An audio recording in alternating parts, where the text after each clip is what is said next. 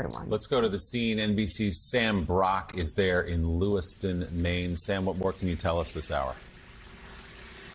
Willie, Mika, good morning. The depth of the anguish here in these communities is still being revealed. But I can tell you we are now in hour 14 of this manhunt, and it is not clear if the person of interest, Robert Card, is still alive or if he's hiding, where that might be. Is it just in central Maine? Has it expanded the search beyond just this state? Other states right now, like Connecticut and Massachusetts, say they have not issued any shelter in places yet.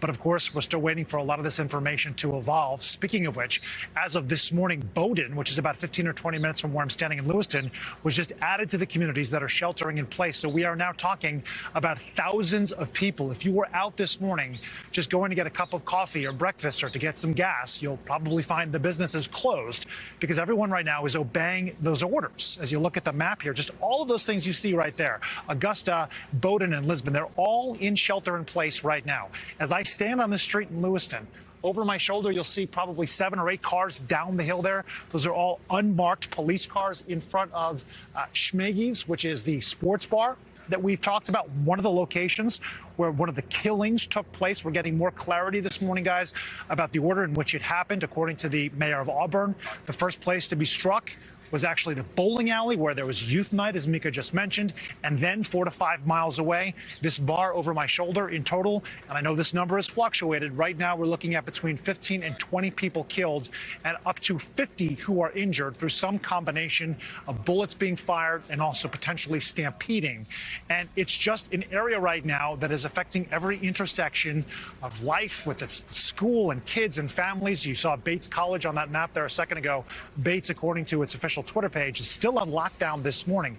At least that was of a couple hours ago. You're hearing tales of students hunkering down in dorm rooms, taking shelter, waiting to find out what's happening here. And as I drive around, I have to tell you, this is a very sparse area. You can go, really, and Mika, you can go several minutes, if not longer, a couple of miles without seeing anything in terms of residential activity or commercial activity. I mean, there's just empty woods in many spaces, so it's extremely sparse. And as you talk to residents here as well, they will tell you it's close-knit. It's a tight community, and it's not a lot of people. We have 37,000 people in Lewiston. That is the second largest population of any city in Maine after Portland.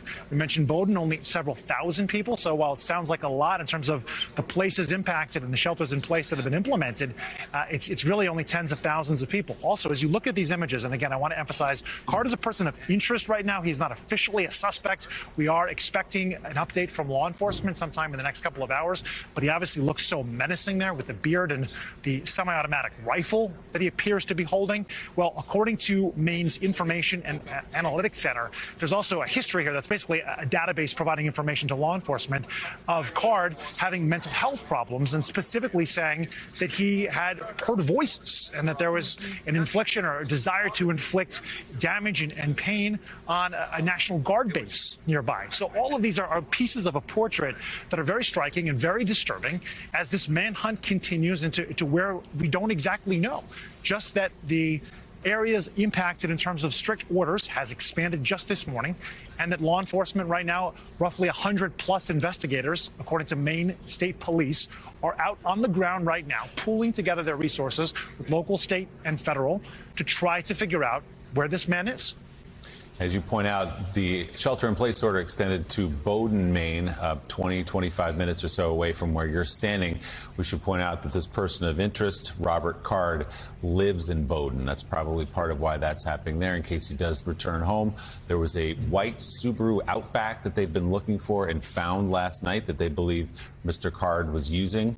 That was abandoned near a boat dock in Lisbon, Maine. So they're starting to try to put these pieces together. But as you say, we would point out, Sam, that it was last month when it took 2 weeks to find the guy in Pennsylvania who had escaped from the prison, the convicted killer. So with someone training in a rural area like you've just described, could be deep somewhere hiding, could be prepared for this. We don't know. He certainly was prepared for what took place last night, if indeed he is the shooter. So can you speak to the efforts by law enforcement? I know we're going to have a press conference about 90 minutes from now. Governor Mills of Maine now will join that news conference. But just to the scope at this hour of the law enforcement pursuit of the person of interest, Robert Card. Sure, and that's a really good point, Willie, that you brought up, the fact that the last material connection we have to Card, or the suspect at least, is that white SUV that was found hours ago. I mean, that was last night within several hours of the shooting, so we have not heard anything this morning. It's been overnight. We did actually see helicopters flying overhead right after our last report with you a couple of hours ago. I haven't seen a ton of activity right here since, but I'm told that Lisbon, where the car was found, was swarming with law enforcement at one point. But as you drive around, you are not seeing a saturation of resources. At least I have not, from my vantage point where I am. It might be indicative of the fact that the efforts right now are really being focused in other parts of the state and beyond. But just as you look behind me right now, there are certain areas that we cannot go to, this bar being one of them. You'll see barricades. You will see officers at the start of downtown strips.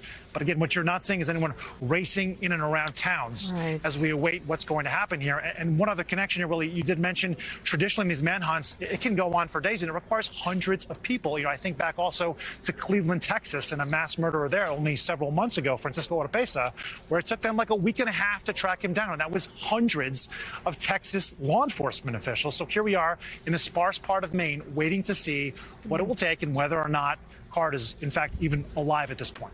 And as you say, the street's quiet. Businesses are shut down. It's not just schools. It's the fact that basically the entire region has been shut down as they look for this man. NBC's Sam Brock, who's live for us in Lewiston, Maine. Sam, thanks so much.